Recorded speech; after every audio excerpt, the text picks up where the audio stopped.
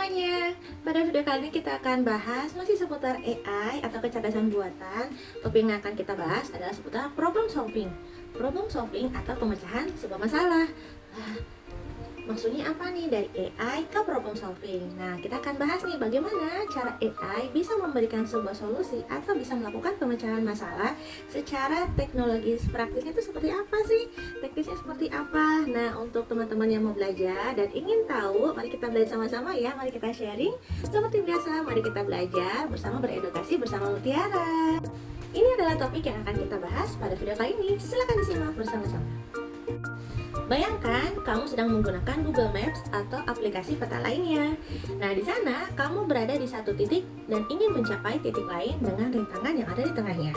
Itulah inti dari problem solving dalam AI. Jadi bagaimana AI bisa memberikan rute terbaik dari titik awal ke titik yang akhir.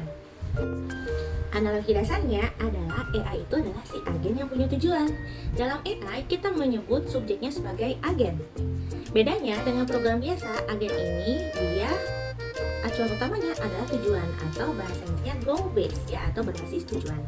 Program biasa dia akan memberikan sebuah solusi berupa contohnya nih, jalan 10 kaki ke depan lalu belok kiri. Jadi cenderung kaku.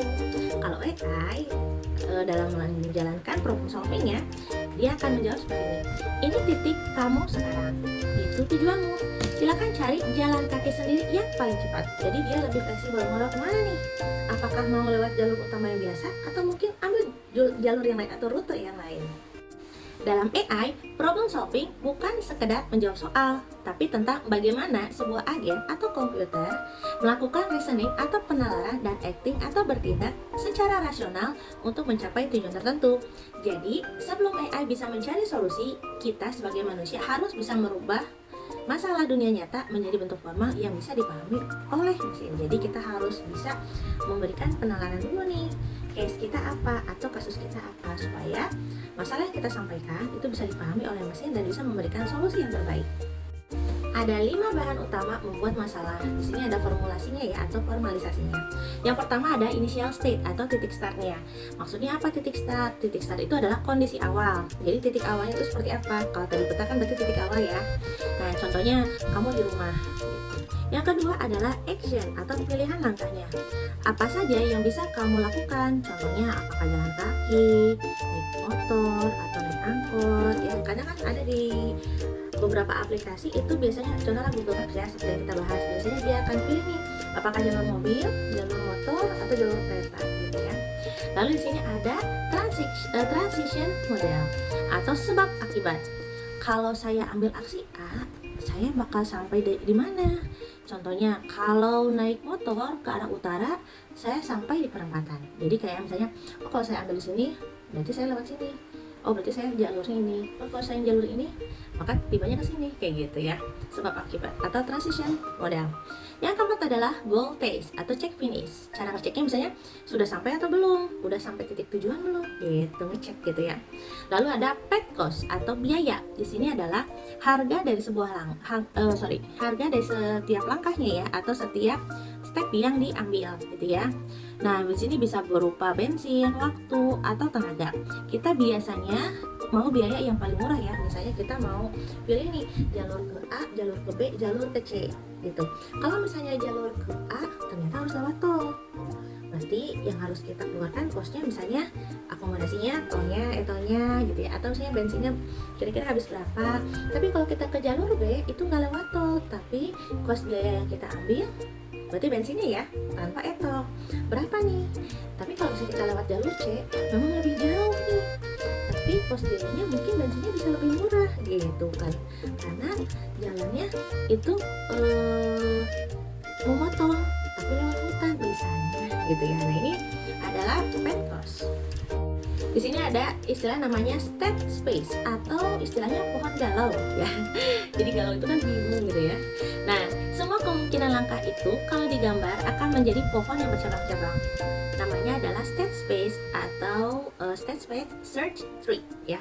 Jadi di sini kadang-kadang suka ada yang disebut cuma state space aja, atau juga ada yang istilahnya state space search tree karena dia memang bentuknya bercabang gitu ya. Nah, di sini ada dua titik utama atau dua poin utama. Yang pertama adalah node atau kita sebut dengan titik ya, titiknya. Melambangkan posisi atau keadaan. Yang kedua adalah branch atau cabang, melambangkan aksi yang kamu ambil. Ini adalah konsep dasar dan formulasi dari state space. AI itu dibuat untuk bisa menyelesaikan sebuah masalah, atau AI ini sebagai pemecah masalah atau problem solver ya. Diagram umum problem solving agent. Pertama adalah identify the problem. Jadi dia akan mengidentifikasi masalah yang ada, lalu analyze the problem atau menganalisa masalahnya, lalu develop solution atau mengembangkan solusinya, dan yang terakhir adalah evaluate the result atau mengevaluasi hasilnya. Kalau memang dinilai hasilnya itu kurang baik, maka dia akan pasti berkorelasi dengan analyze the problem atau menganalisa permasalahannya. Apakah solusi yang diberikan sudah sesuai atau belum? Di sini ada karakteristik masalah. Jadi bagaimana masalah itu bisa kita analisa dulu karakteristiknya, baru kita bisa menentukan masalahnya. Yang pertama adalah discrete versus continuum. Apakah pilihannya terbatas seperti catur atau discrete, dia bentuknya kan pasti tetap ya, nggak rubah, atau tidak terhitung seperti sudut kemudi mobil atau continue. Jadi dia lebih fleksibel gitu ya, continue berlanjut gitu. Atau jenis yang kedua adalah deterministic versus stochastic. Apakah hasilnya pasti? Misal geser puzzle pasti pindah, versus mengandung keberuntungan atau peluang seperti lempar dadu. Jadi misalnya bisa aja jawabannya itu bisa acak, atau memang jawabannya memang sudah pasti gitu ya. Lalu yang ketiga adalah fully versus partially observable, atau apakah AI bisa melihat semua informasi seperti papan catur atau hanya sebagian seperti kartu lawan pada poker ya, atau pada kartu poker. Jadi apakah yang bisa dianalisa itu secara keseluruhan? Jadi papan catur kan berarti kita bisa lihat ya boardnya atau papannya segitu gitu ya, atau memang terbatas seperti kartu poker ya berarti sesuai yang kita pegang gitu. Jadi dia hanya partially atau beberapa bagian saja. Nah, sekarang kita akan bahas dari karakteristik masalah yang selanjutnya.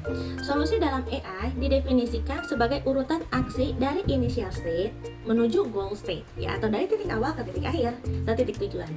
Sebuah algoritma pencarian yang bagus harus memperhatikan tiga hal berikut. Yang pertama ada completeness, atau apakah si sistem tersebut bisa menyelesaikan masalah secara lengkap, atau mungkin kalau sebuah pertanyaan pasti ketemu solusinya nggak gitu, jangan sampai ternyata solusi yang diberikan ternyata tidak memberikan titik temu yang jelas.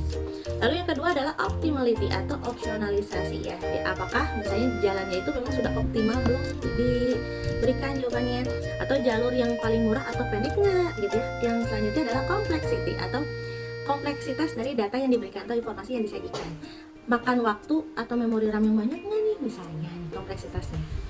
Nah, ini ada tugas yang akan saya berikan pada pertemuan kali ini. Silahkan dibahas, jadi nanti kalian bisa kerjakan secara berkelompok.